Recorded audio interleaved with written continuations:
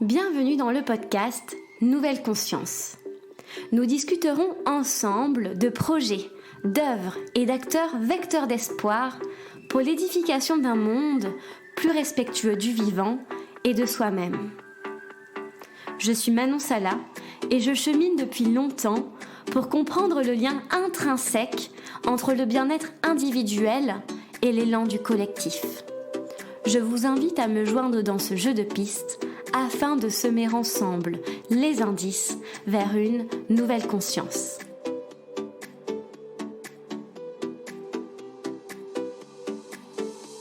Aujourd'hui, je reçois Alexandre Ibi au micro de Nouvelle Conscience. Alexandre a un profil extraordinaire. À la fois professeur et apiculteur, sociologue et biologiste, il fait des ponts entre les savoirs et les terrains d'action. Il partage son amour des abeilles, dont le recours massif aux pesticides limite leurs chances de survie dans le monde. Les abeilles assurent en effet l'équilibre de la biodiversité. Il existe plus de 600 espèces d'abeilles solitaires en Suisse, dont 45% sont menacées d'extinction, c'est-à-dire de disparition définitive. Dans cet épisode, Alexandre Ibi propose des voies d'action et d'engagement pour soutenir des pratiques apicoles durables et créer des voies de résilience et de connivence. Je vous souhaite une bonne écoute à la rencontre de ces abeilles sauvages, solitaires ou bien grégaires, inspirant aussi bien les écrits de Pline l'Ancien que les ours gourmands de miel.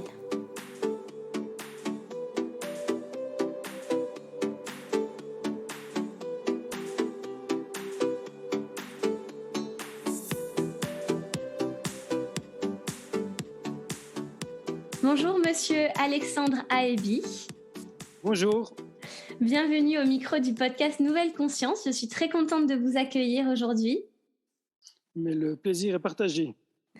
Pour commencer, je vais vous proposer de vous présenter avec le cœur et en conscience. Le podcast s'appelle Nouvelle Conscience, donc c'est une invitation que j'offre à mes invités pour commencer l'échange. Alors, avec plaisir, je me présente très volontiers. Je suis Alex Ibi, je suis un peu complexe dans mes activités. Je suis à la fois professeur d'université, mais je suis aussi apiculteur. Et puis, pour complexifier encore les choses, je suis un tiers biologiste, un tiers socio-anthropologue et un tiers apiculteur. Et j'essaye de faire une recherche engagée. J'essaye d'être à l'aise avec ma recherche engagée. J'essaye d'amener peut-être certains de mes collègues à prendre une posture engagée dans leur recherche, parce que j'estime que les chercheurs à l'université ont accès à un savoir-faire, à des laboratoires, à une littérature qui les oblige, selon moi, à être des chercheurs sentinelles qui servent à documenter l'état de notre environnement pour construire un monde un petit peu plus résilient et un monde meilleur. D'accord. Belle entrée en matière. Donc, vous avez identifié vos trois axes d'engagement avec finalement ce lien quand même à la nature et ce lien aussi au monde social. Aujourd'hui, on va plutôt parler de votre engagement auprès des abeilles, puisque c'est peut-être une grande casquette de celle de l'apiculteur, également du professeur, puisque vous êtes professeur, je crois, en biologie. La première question que je souhaite vous poser à ce sujet, ça concerne la genèse de votre amour pour les abeilles. Comment est né ce lien aussi fort, aussi puissant à ces magnifiques insectes ? C'est une bonne question. Je suis pas sûr d'avoir la réponse. J'étais en thèse il y a de ça une vingtaine d'années et je m'étais dit, j'avais très envie de faire un truc très concret. Peut-être un peu marre de faire du théorique à l'université. J'avais envie de faire quelque chose de mes mains. J'avais envie de finir les journées en ayant l'impression d'avoir fait quelque chose. C'est difficile pour la thèse d'entendre ça, j'imagine. Mais du coup, je me décidé de me lancer. Donc, j'ai pas mon père, mon grand-père, ma grand-mère et ma mère ne sont pas apiculteurs, apicultrices, mais j'ai décidé de me lancer, de monter mon truc. Ça a pris du temps. J'ai commencé comme tout le monde avec quelques ruches. J'ai commencé par faire pas mal de conneries dans mes ruches avec mes abeilles. Je me suis formé. Alors, j'ai fait des cours d'apiculture. Je me suis formé en faisant, en apprenant sur le tas. Et c'est vrai qu'il y a une dizaine d'années, il y a une accélération magistrale de mes activités à apiculture. Alors, c'était le moment où j'étais en poste à Neuchâtel. Avant ça, je faisais le pendulaire entre Neuchâtel et Zurich. Je ne sais pas si vous voyez la distance, mais c'est relativement long comme ça. J'étais en train, j'avais du coup pas beaucoup d'occasion d'avoir des abeilles pendant une période de ma vie professionnelle. Et dès que j'ai pu remettre les mains dans les ruches, je me suis empressé de monter des ruchers qui me permettent de le faire. Alors après, c'est marrant, c'est vrai qu'il y a un attachement fort avec ces abeilles. Hein. Je crois on est apiculteur, on le devient. Je crois qu'on se fait un peu piquer, puis on se fait un peu transmettre des virus. Mais oui, je pense apiculture très souvent. Je pense abeilles assez souvent. Trop, des fois, certains me disent que je suis un peu monomaniaque sur les abeilles. Une histoire marrante. J'ai appris très récemment que mon grand-père avait des abeilles. J'ai appris que les abeilles ont fait partie de la vie de ma mère, que j'ai perdue il y a quelques années, elle avait un arbre dans lequel elle aimait bien se réfugier, qui accueillait aussi des abeilles sauvages, qui s'était réfugié dans cet arbre aussi. Donc, je crois qu'il y a des trucs avec les abeilles. C'est peut-être des messagères, les abeilles. Je sais pas. D'accord, oui, donc elles étaient quand même présentes chez d'autres personnes de votre famille. Quel rôle jouent les abeilles dans l'équilibre de la biodiversité? Pourquoi elles sont si importantes en fait? Pourquoi c'est si important d'en prendre soin pour notre équilibre humain aussi? Alors, les abeilles, c'est compliqué. Hein. Alors, déjà, il y a l'abeille au singulier qu'on a dans les ruches des apiculteurs. Ça, c'est une espèce. Apis mellifera. Chez nous, on a l'Apis mellifera carnica qui vient de Slovénie. Et ce qu'il faut savoir, c'est qu'en Suisse, mais dans pas mal de régions de France voisine, on a 600 voire 700 espèces d'abeilles solitaires en fait.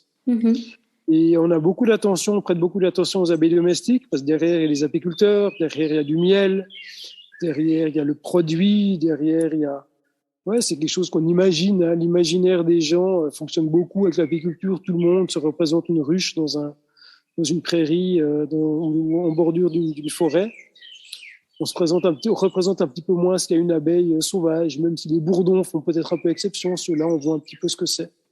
Et pour moi, l'apiculture, l'abeille, c'est super important pas forcément pour préserver cette abeille domestique qui se porte pas si mal. Hein. Tant qu'il y aura des apiculteurs, il y aura des abeilles, à mon avis.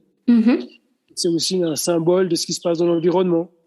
Alors, je dis que tant qu'il y aura des apiculteurs, il y aura des abeilles, mais ça a force d'acharnement. Hein. On doit travailler dur pour les maintenir en bonne santé, pour maintenir nos cheptels suffisants pour qu'elles rendent leur service de pollinisation. Mais ce qu'il faut savoir, c'est que toutes les autres, en fait, il n'y a personne qui les soigne, il n'y a personne qui s'en occupe. Il n'y a pas de berger, des bourdons, et du coup, ça fait que ces espèces-là, par contre, sont en danger. Donc pour moi, l'abeille, c'est le fer de lance, c'est le porte-drapeau, c'est le porte-parole de l'état de l'environnement. C'est les choses qu'on peut lire, qu'on peut suivre, qu'on peut documenter facilement. Et c'est des choses avec lesquelles on peut enrôler peut-être les gens autour de nous pour se préoccuper de l'état de l'environnement. Et quelles sont les menaces qui pèsent sur ces abeilles? Vous en avez parlé vaguement, mais plus précisément, de quelle sorte de menaces s'agit-il?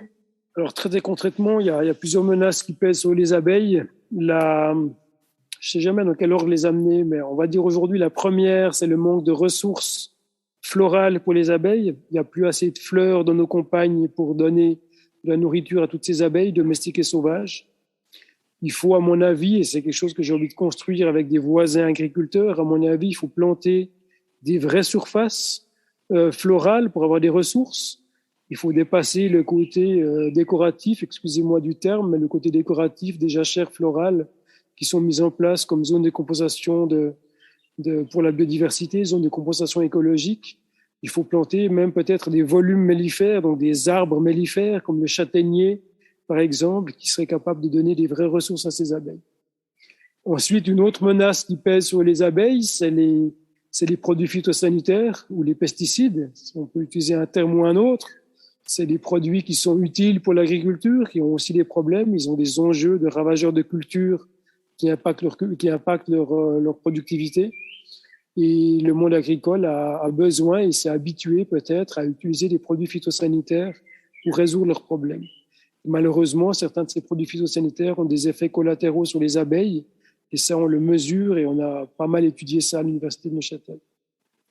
Ensuite, ça ne s'arrête pas là. Ensuite, on a des enjeux de réchauffement climatique. On a des saisons de plus en plus sèches, de plus en plus chaudes. Et les abeilles en pâtissent. Les abeilles ont besoin de beaucoup d'eau, typiquement, pour pouvoir faire ce qu'elles ont à faire. Et tout est mouvant. Et on a des périodes qui sont très compliquées. Le réchauffement climatique aura des impacts monumentaux sur les pratiques apicoles. Les pratiques de soins aux abeilles, c'est des choses qu'on doit faire par les températures assez clémentes, en dessous de 30 degrés. C'est des choses qu'on doit faire au mois de juillet-août, et des périodes de juillet-août en dessous de 30 degrés, il n'y en aura plus beaucoup, des comme ça. Donc, il va falloir peut-être adapter nos pratiques. Ensuite, ça me fait peut-être parler des choses qu'on ne fait pas toujours tout à fait juste dans nos ruches. Les pratiques apicoles ont peut-être un rôle à jouer, les mauvaises pratiques apicoles ont peut-être un rôle à jouer sur le déclin du nombre de colonies dans certains ruchers. Mais sinon, il y a aussi toutes sortes d'organismes vivants qui posent des problèmes aux abeilles. Le premier, c'est le varroa. C'est un acarien asiatique qui est désormais réparti sur quasi toute la planète. Seuls les Australiens en sont exemptés pour l'instant. Et c'est un acarien. C'est une espèce de tique qui se met, si vous voulez, à la surface des abeilles. Il va se nourrir des corps gras des abeilles. Et il va aussi leur transmettre des virus, et notamment le virus aux ailes déformées, qui a un nom qui se passe de commentaires. Ça déforme les ailes des abeilles et elles crèvent, en fait. Et donc, il y a des virus, il y a des champignons, il y a des bactéries. Il y a le frelon asiatique. Typiquement, c'est monumental. C'est un frelon qui vient d'Asie, qui est spécialisé dans le prélèvement d'abeilles pour aller nourrir ses larves dans son nid perché sur les arbres. Et à force d'avoir des attaques, les abeilles se font boulotter, mais elles sont complètement tétanisées. Elles n'osent plus sortir de la ruche, et du coup, la mettre à péricliter. Donc, il y a pas mal de menaces qui pèsent sur les abeilles domestiques. Et malheureusement, pas mal de ces menaces pèsent aussi sur les abeilles sauvages et sur le reste de la biodiversité. Oui, je pense que c'est important, tous ces points que vous avez mentionnés, parce qu'on a tendance à connaître dans le grand public l'aspect des produits phytosanitaires avec les engrais chimiques, le glyphosate, tout ça. Mais ça, c'est la part un peu émergée de l'iceberg.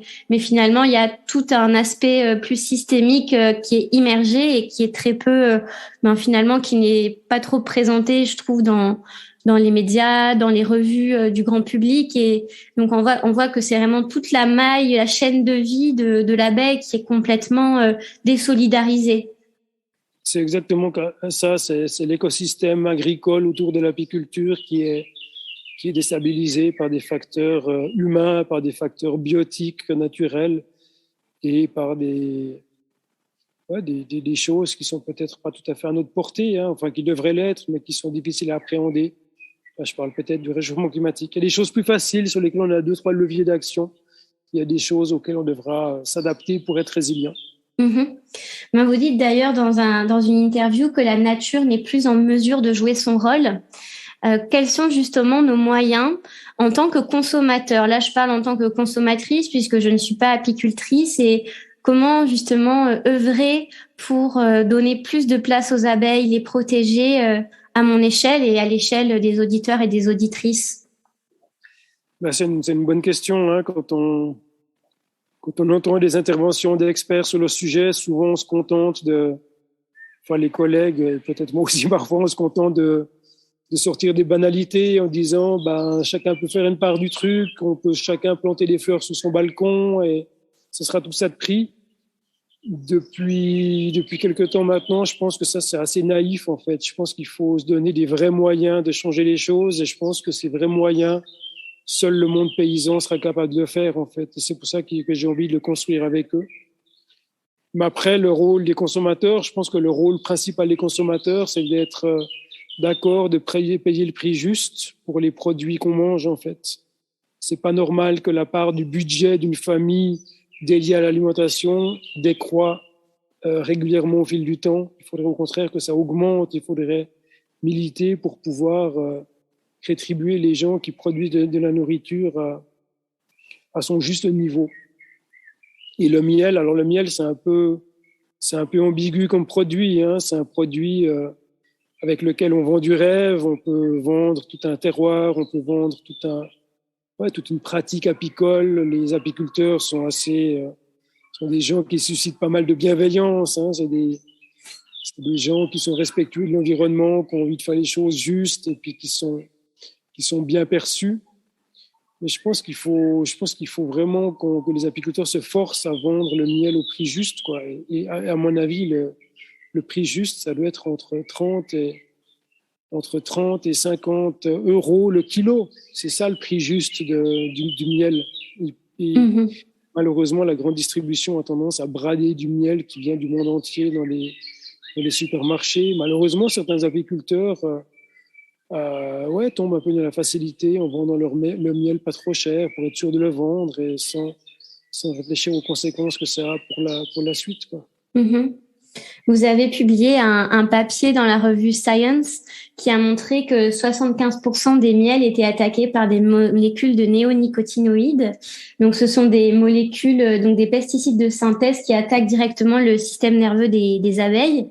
Est-ce que justement le fait de payer un miel plus cher et le fait d'aller acheter du miel d'apiculteurs, ça peut limiter cette chance de rencontrer ces molécules qui sont néfastes pour les abeilles et aussi pour les êtres humains? Alors ça, non. Ces molécules sont omniprésentes, elles sont partout.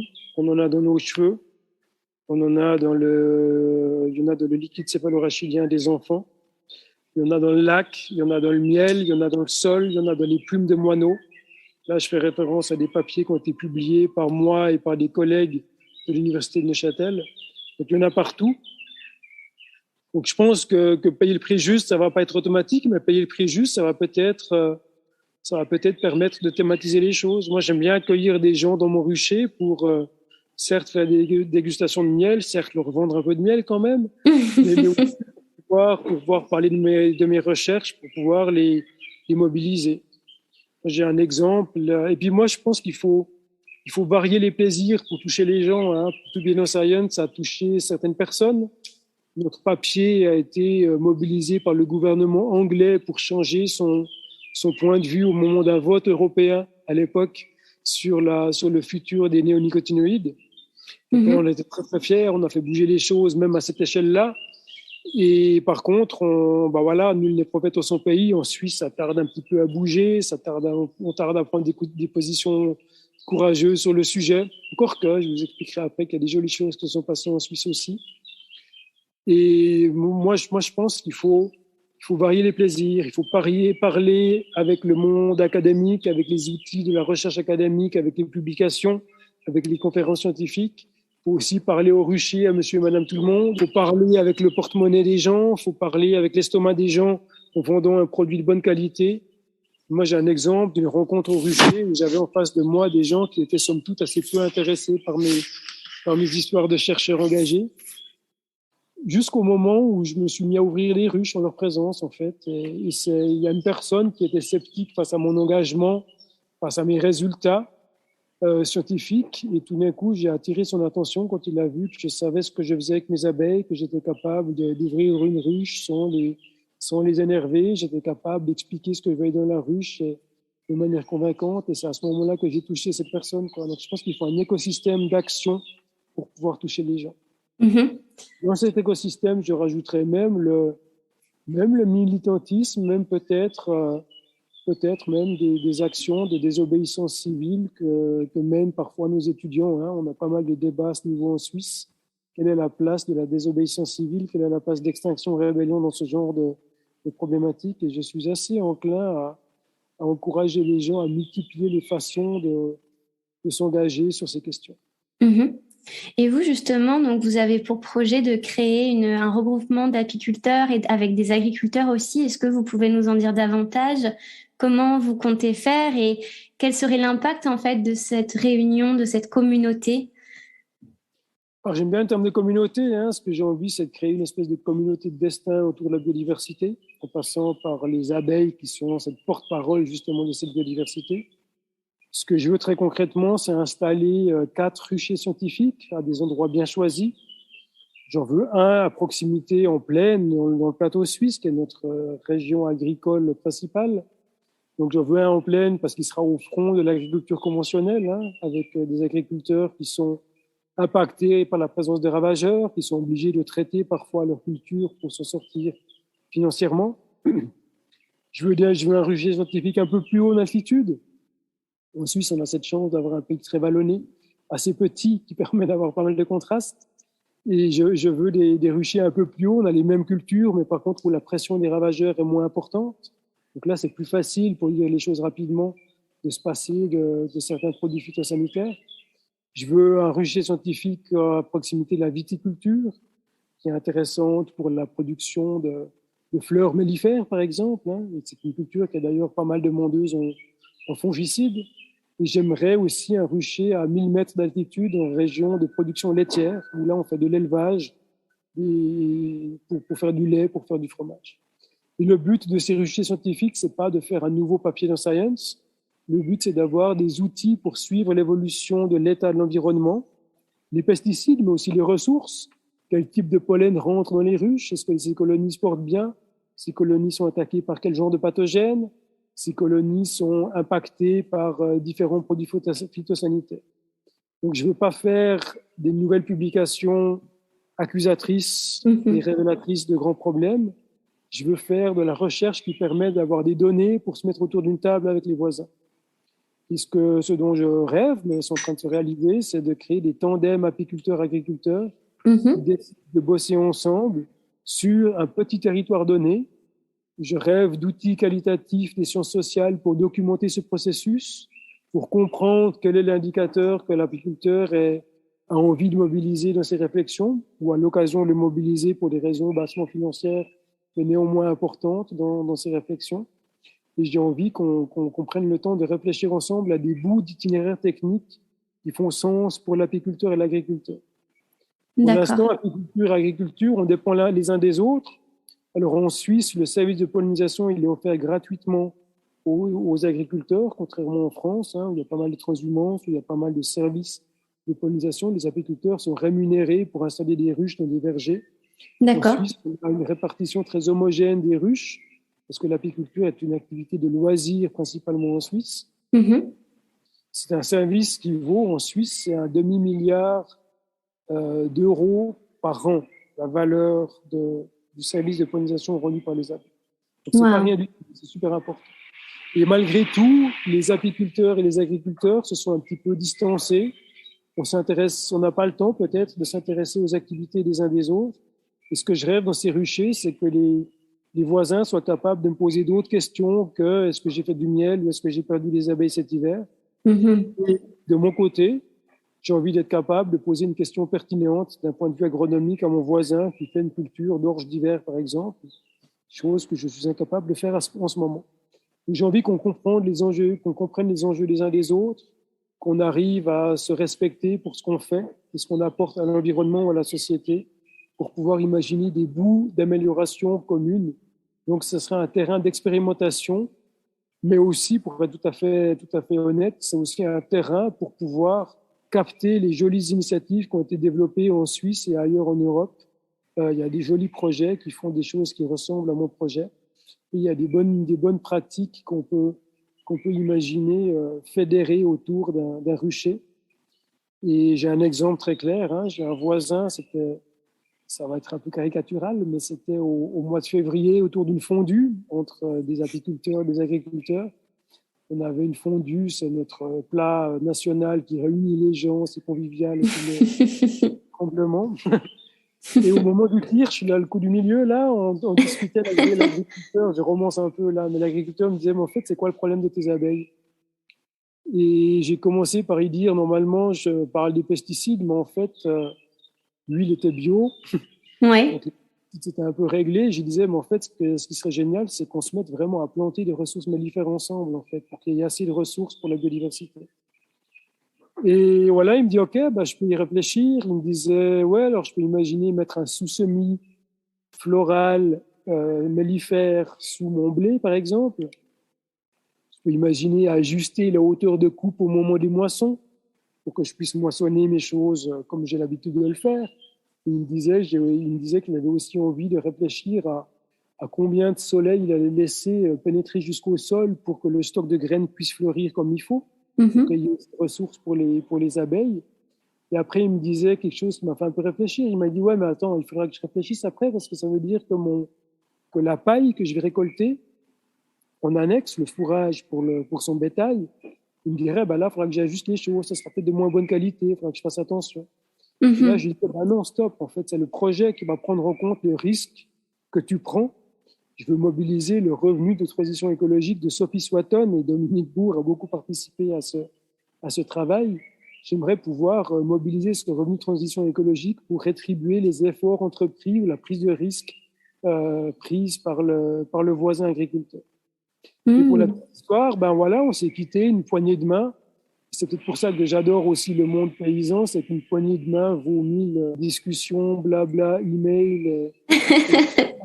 Et il y a quelques semaines, en fait, donc après plusieurs mois, en fait, il y a quelques semaines, l'ami apiculteur qui a ses ruches à proximité de la parcelle de cet agriculteur de la région me dit, Alex, tu devras appeler l'agriculteur parce que je crois qu'il a entrepris des choses dans son champ. Waouh! Et on a passé 1 heure au téléphone, il m'a expliqué tout ce qu'il avait fait. Il avait planté un sous-semi-mellifère. Il m'a expliqué à quel point une machine était super importante pour pouvoir le faire, hein, une machine qui s'était procurée. Donc on parle de beaucoup d'argent investi, hein, quelque part. Il m'a expliqué qu'il avait créé une parcelle au milieu de son champ de colza, il avait ouvert de son champ de blé, il a ouvert une parcelle de 15 mètres x 3 mètres, quelque chose comme ça, qui dédiait justement à des ressources florales pour les abeilles. Et du coup, c'était génial. Du coup, j'ai pu réagir rapidement et j'ai pu mobiliser une amie botaniste qui m'a aidé à faire un état des lieux avant que tout ça ne fleurisse pour pouvoir avoir une comparaison avant-après.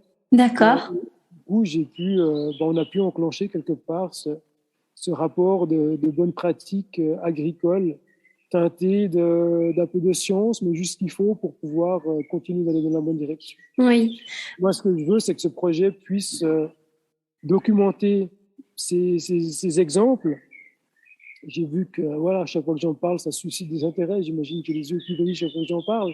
Et j'ai envie que d'autres consciences s'éveillent pour se dire, ah ouais, on peut tester. Et puis, j'ai envie qu'il y ait les conditions cadres, cette bienveillance qu'il y a avec ce voisin-là, en fait.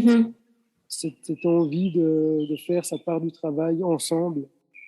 Et oui, je rêverais de mobiliser une coopérative de transition écologique pour reprendre encore une fois le modèle du revenu de transition écologique. J'adorerais qu'on ait un fonds commun qui vienne des apiculteurs, des agriculteurs, des communes, des décideurs pour pouvoir ensemble mettre la main au porte-monnaie pour pouvoir financer ce genre d'expérience. Oui.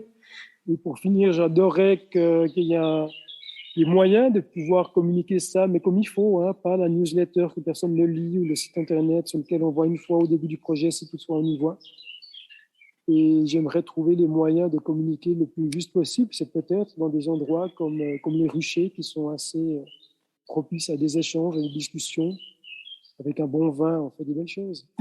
Oui, ça facilite les discussions. D'accord, j'espère que cet exemple pourra se multiplier et donnera naissance à de nouvelles collaborations à plus grande échelle, si c'est votre objectif en tout cas, parce que ça avait l'air d'être à la fois bénéfique pour le croisement des relations entre les spécialistes et en même temps, même les abeilles sur place. Je ne sais pas si vous avez vu des résultats par rapport à une venue d'abeilles sauvages sur la parcelle ou sur le terrain? Pas encore, mais avoir ne serait-ce que plus de coquelicots dans les champs, ça veut dire qu'il y a plus de pollen dans les ruches. Et le pollen de coquelicot, il est noir pétant. Le pollen de coquelicot sur un cadre d'apiculteur plutôt dans les jaunes comme ça, ça se voit. Et puis effectivement, on voit du pollen rentrer dans les ruches et le pollen est crucial et la diversité du pollen est cruciale pour la santé des abeilles. Ça, c'est la même chose avec nous. Si on mange que des spaghettis, ça ne va pas le faire. Donc, il faut avoir une alimentation variée. Les abeilles ne font pas exception. D'accord. Merci beaucoup, Alexandre, pour tous ces renseignements, tous ces partages.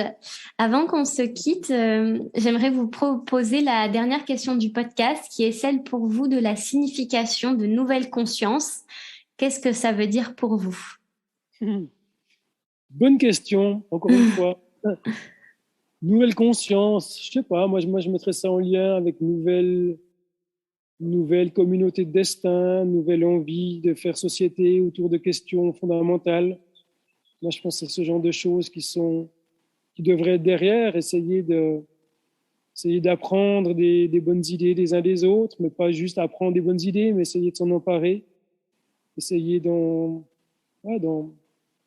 faire sens dans ses pratiques, de prof d'uni, de chercheurs, de papa ou tout simplement d'apiculteurs. J'aimerais bien qu'on soit conscient de ce qu'on fabrique les uns les autres, qu'on soit conscient des efforts entrepris par les voisins et qu'on soit capable de voir les ponts entre ces consciences. C'est peut-être ça, une nouvelle conscience, une conscience qui fonctionne comme un écosystème résilient. D'accord. Merci beaucoup. Comment on peut vous retrouver? Vous avez votre site internet Alex & Bees et également votre compte Instagram du même nom où vous publiez régulièrement des vidéos, des photos avec vos miels, vos ruches. Qu'est-ce que vous proposez au public pour qu'on puisse profiter de tous vos engagements?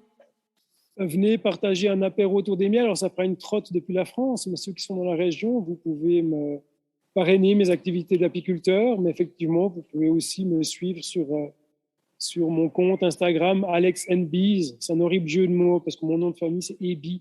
Oui. & Bees, c'est une espèce de truc un peu foireux, mais ça m'a fait rire sur le moment. Internet, c'est alexeby.com. Eby étant un nom très suisse, ça s'écrit A-E-B-I. Oui, A-E-B-I. Les Français ont un peu de la peine avec ça, mais c'est pas grave. Ben oui, moi je vous ai appelé A-E-B d'ailleurs, mais... On est souvent Eby, mais j'ai l'habitude, c'est pas grave. Bon, super. Bon, j'invite vraiment les auditeurs. Mais j'ai aussi envie de dire quelque chose. Hein. Moi, oui. je suis pas fait l'apiculteur. Peut-être un truc qui me ferait plaisir, c'est que chacun prenne soin de l'apiculteur dans son voisinage. Mm-hmm. Arrêtez d'acheter du miel au supermarché. Allez acheter du miel à votre apiculteur et restez en contact avec lui, quoi. Prenez de ses nouvelles et posez-lui des questions. Il sera sûrement ou elle sera sûrement ravie d'y répondre. C'est clair. Ouais. Bon, le lien est beaucoup revenu, créer du lien, se reconnecter à la terre, mais aux humains qui la protègent. En 2 mots, je rêve que ce soit un projet les mains dans les ruches et les pieds dans les bottes. C'est un beau nom de projet. Ouais, c'est vraiment ça. D'accord. C'est un bon nom de projet pour le monde paysan. Le monde académique va y venir, peut-être avec les sciences sociales. Oui, bien sûr, en faisant un mélange entre tous ces savoirs qui se complètent et qui permettent d'aborder différents aspects d'un problème commun, un problème central identifié.